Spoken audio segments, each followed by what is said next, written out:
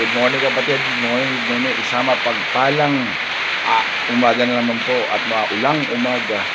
Kaya kapatid, ito, bagyo naman po sa amin ito sa Puerto Princesa City. Kaya napakalakas po ng ulan ngayon. Napakalakas. Kaya ito, tips ko para sa mga motorista na pumapasok sa kanilang trabaho. Ingat po kayo kapatid. Wala po kayo ng kaputi nyo, payong, anuman, dahil nga sobrang lakas ng ulan.